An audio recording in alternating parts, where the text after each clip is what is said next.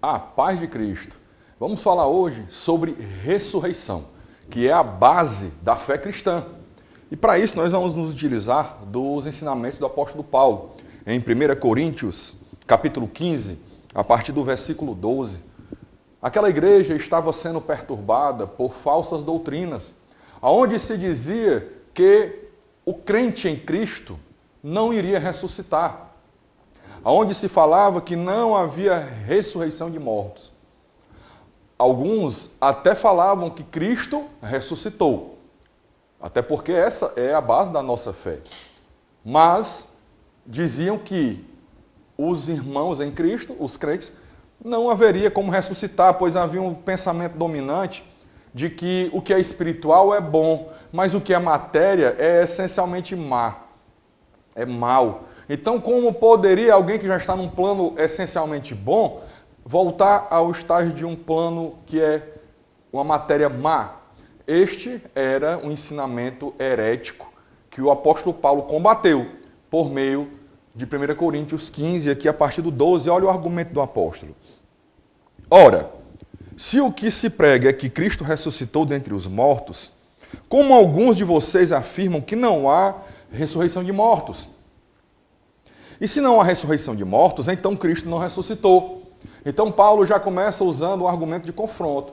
A tua fé em Cristo, que ele ressuscitou, se você está dizendo que não há ressurreição de mortos, materialmente, com um corpo glorificado, logicamente, então Cristo não ressuscitou.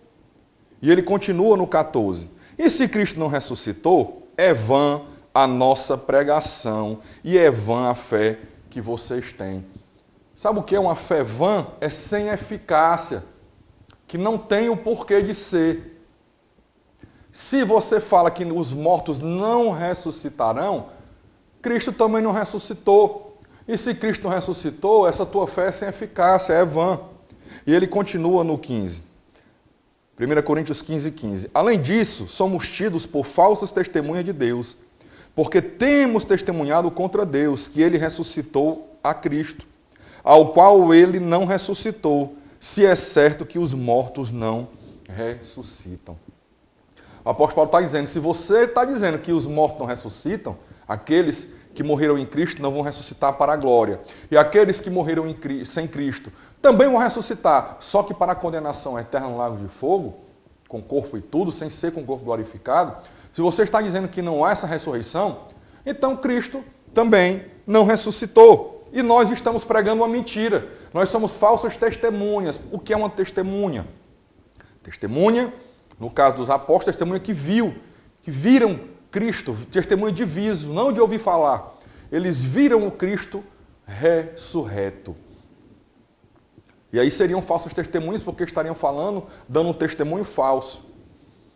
Porque se os mortos não ressuscitam, também Cristo não ressuscitou, repete o apóstolo Paulo. E se Cristo não ressuscitou, é vã a fé que vocês têm, e vocês ainda permanecem nos seus pecados. Isso aqui é terrível, porque a nossa fé é que o nosso Senhor e Salvador Jesus Cristo, sem merecer a morte, porque foi o único justo que pisou nessa terra, ele entregou a si mesmo, e foi como um cordeiro mudo para o abate.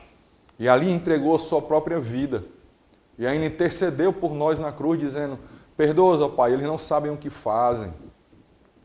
E ali, um soldado romano que estava ao pé da cruz, foi o primeiro a se converter após a morte de Cristo, que ele disse, este verdadeiramente era o Filho de Deus. Então, o que o apóstolo Paulo está dizendo aqui é que se Cristo não ressuscitou, é vã a fé que vocês têm. E vocês ainda permanecem nos seus pecados.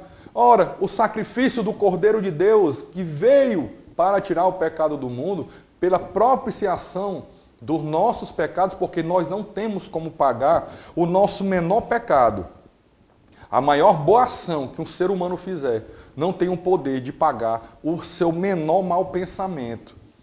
Porque nós somos pecadores, contaminados pelo pecado desde Adão.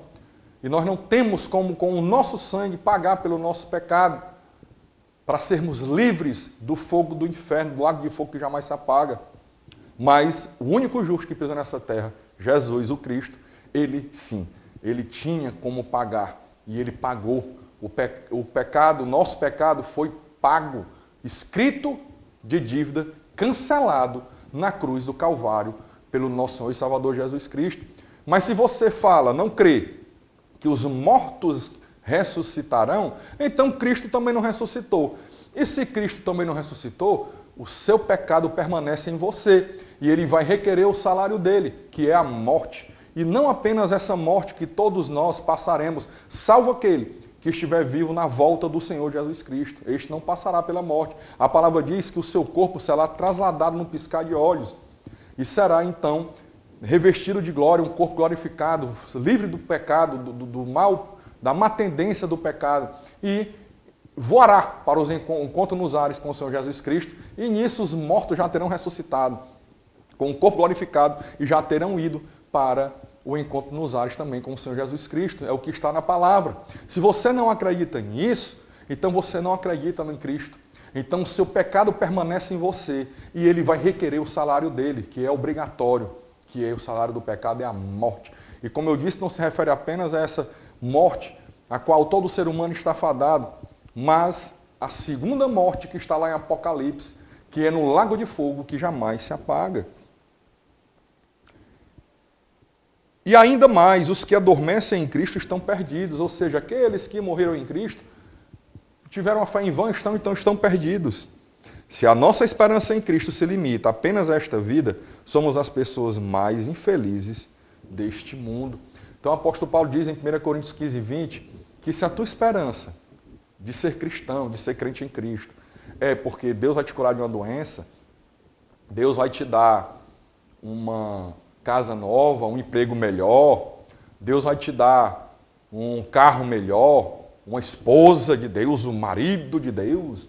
Se a tua esperança é apenas essa, se não tem a principal e verdadeira esperança, que é a ressurreição dos mortos, que é o perdão dos pecados, que é não ir passar a eternidade num local de sofrimento, onde só há choro e ranger de dentes, se você não tem essa esperança, se o cristão não tem essa esperança, nós seríamos as mais infelizes das criaturas do mundo. Por que o apóstolo Paulo fala isso? Porque o cristão, ele se priva de tudo. O cristão, ele se priva dos pecados que dão prazeres a esta nossa carne, mas são prazeres momentâneos, e a consequência é uma eternidade de sofrimento. Mas se não existe a salvação em Cristo Jesus, por meio da ressurreição, então é vã. Então esse sofrimento, essa abstinência, ela seria vã e você seria uma pessoa infeliz, aos olhos do mundo, principalmente.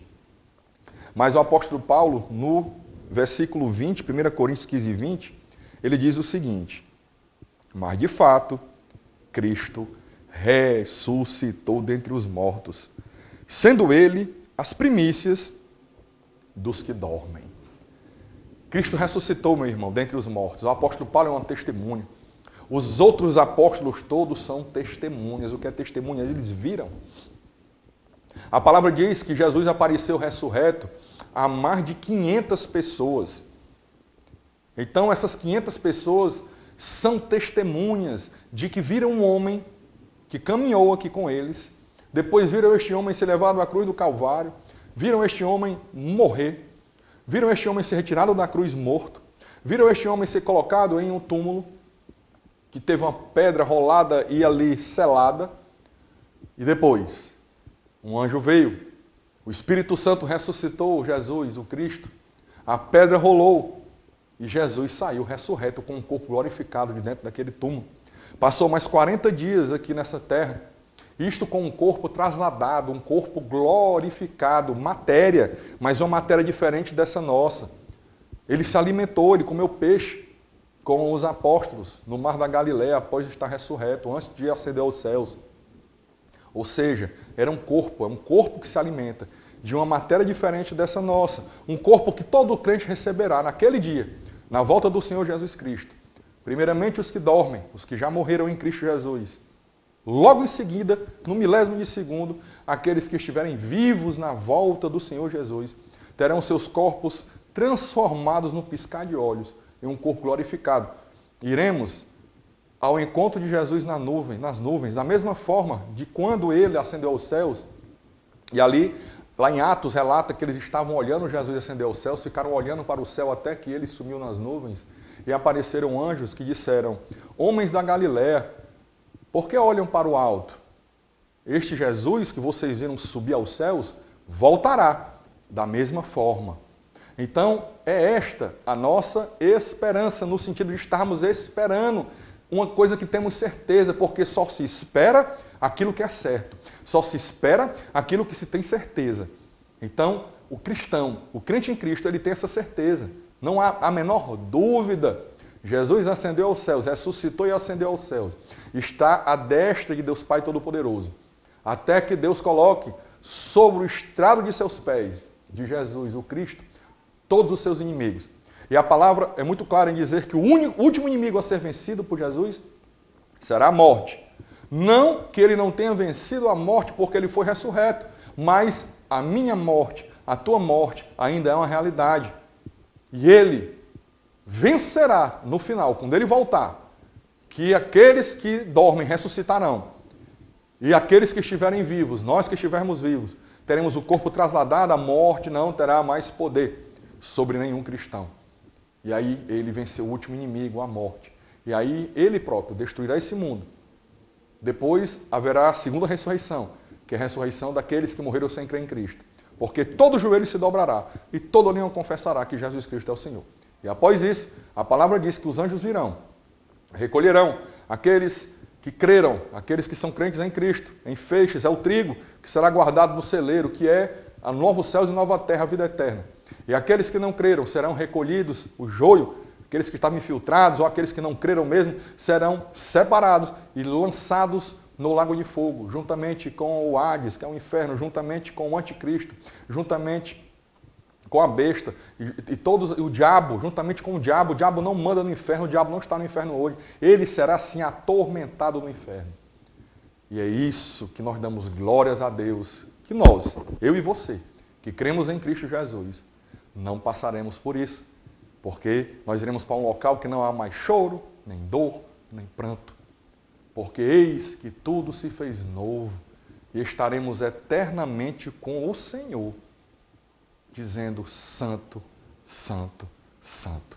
Porque o ser humano foi feito para adorar Deus. É isso que nos dá alegria e felicidade e nos preenche verdadeiramente. Os prazeres deste mundo são falsas maneiras de alegria, de momentos de alegria. É tanto que depois vem um vazio. E é tanto que nada preenche o vazio do ser humano. Nem sexo, nem droga, nem bebida, nem farra, nem dinheiro, nem carro novo, nem casa nova. Preenche o vazio que o ser humano tem, porque esse vazio tem a forma exata de Jesus Cristo. E nós fomos feitos para adorar Deus. E quando estivermos adorando ao Senhor, é que nós teremos uma completude dentro do nosso ser. E assim, eu deixo para você essa mensagem. Jesus Cristo ressuscitou. Mas, de fato, Cristo ressuscitou dentre os mortos, sendo Ele as primícias dos que dormem. Por que as primícias? Lá em João, diz que o Deus amou o mundo de tal forma que deu seu Filho unigênito para todo aquele que nele crê não pereça, mas tenha a vida eterna. O que é filho unigênito? É um único filho. Então, como que Jesus era o Filho unigênito, Filho amado de Deus, único Filho, e agora o apóstolo Paulo fala em primogênito? É porque quando Jesus consumou a missão que Deus Pai lhe deu, ele mesmo disse lá no Jardim das Oliveiras, né?